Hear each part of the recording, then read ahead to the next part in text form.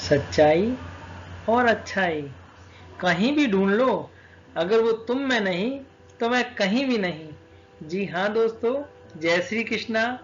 मैं मनोज भट्टाचार्य स्वागत करता हूँ आपके अपने चैनल, जिसमें हम श्रीमद् भगवद गीता के द्वितीय अध्याय के श्लोक क्रमांक 39 से 45 का अध्ययन कर रहे हैं।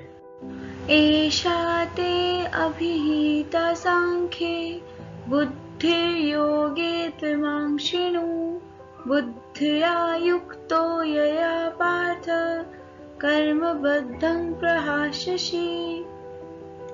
यहाँ भगवान ज्ञान का वर्णन कर रहे थे। अब भगवान श्री कृष्ण निष्काम भाव से कर्म बता रहे हैं। भगवान श्री कृष्ण कहते हैं कि यदि तुम ऐसे ज्ञान से कर्म करोगे तो तुम कर्मों के बंधनों से मुक्त हो सकते हो। ज्ञान सोचने और समझने की बात है दोस्तों, और कर्म व्यवहारिक है। दोनों ही अलग अलग तरीके हैं, परंतु पहुंचते गंतव्य को ही हैं। नेहाभिक्रमनाशो अस्ति प्रत्यवायो न विद्यते सुअल्पमस्य धर्मस्य त्रायते महतो भयात्। कर्म योग में आरंभ अर्थात बीज का नाश नहीं है, उल्टा कर्म फल का दोष भी नहीं होता है। दोस्तों, सभी के लिए ज्ञान और साधना और साधुओं का मार्ग संभव नहीं है। हमारे जैसे अधिकतर लोगों को कर्म योग ही अपनाना चाहिए। अगर हम कर्म योग को संभलकर और समझकर चलें तो इसमें हमको कभी निराशा नहीं होगी। कर्म योग को समझकर चलने वाले लोग जन्म और मृत्यु के डर से भी बच जाते हैं दोस्तों। व्यवसायित्मिका बुद्धि एका इह कुरु नंदन बहुशाखा हि अनंताः च बुद्धया अव्यवसायिनाम्।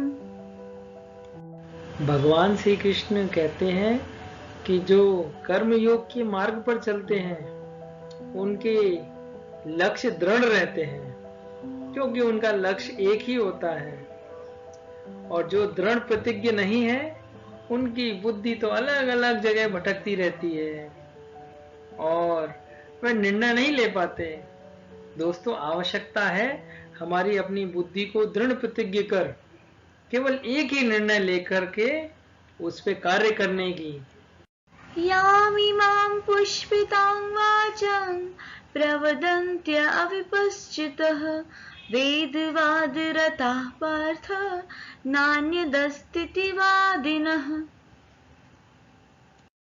हे अर्जुन, जो भोगों में तन्मय हो रहे हैं और कर्म फल के प्रशंसक वेद वाक्यों में प्रीति रखते हैं, जिनकी बुद्धि में स्वर्ग ही परम प्राप्त वस्तु है और स्वर्ग से बढ़कर कोई दूसरी चीज ही नहीं देखते हैं, वे स्वार्थी पुरुष हैं।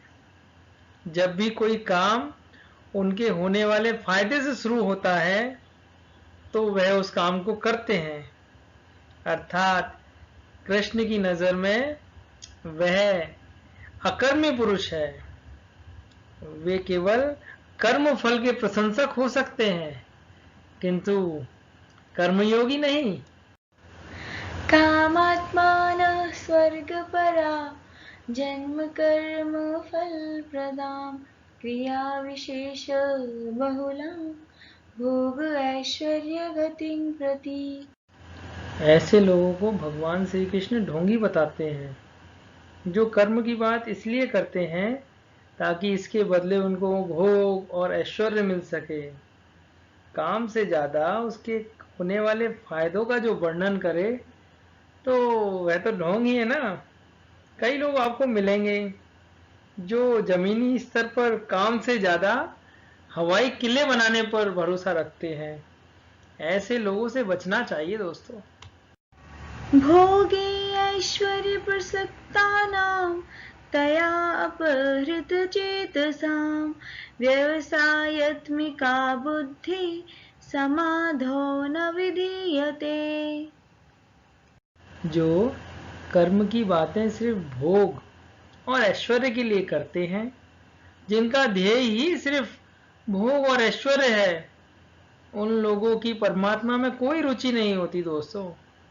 यानी ऐसे लोगों का ध्येय केवल फायदा, स्वार्थ ही रहता है। भगवान या इसके नाम में इनकी कोई रुचि नहीं होती। इनकी पहचान कैसे होती है मालूम है आपको? ये नेगेटिव होते हैं। इनकी काम में रुचि नहीं, केवल काम के फलों में रुचि होती है। ऐसे लोग काम करना पसंद नहीं करते, काम की व्याख्यान करते हैं। ऐसे लोगों से हमको बचना चाहिए। त्रैगुण्य विषया वेदा निस्त्रैगुण्यो भवार्जुन निर्द्वन्द्वो नित्य सत्वस्थो निर्योगक्षेम आत्मवान। हे अर्जुन, वेदों के कर्मकांड में हमारी प्रकृति के 3 गुणों का वर्णन है, जबकि तुमको इन तीनों से ऊपर उठना है। यहाँ पर भगवान श्री कृष्ण अत्यंत ही कठिन और सबसे महत्वपूर्ण बात कह रहे हैं। उनका कहना है कि वेदों को इन्हीं 3 गुणों तक ही सीमित कर रखा है, जबकि तुमको इससे भी आगे बढ़ना है। अर्थात तुमको कर्म करना है, कर्म के फलों में आसक्ति नहीं दिखानी है। इसी के साथ दोस्तों बहुत बहुत धन्यवाद आपका कीमती समय इस गीता के ज्ञान की तरफ आकर्षित करने हेतु। जय श्री कृष्णा।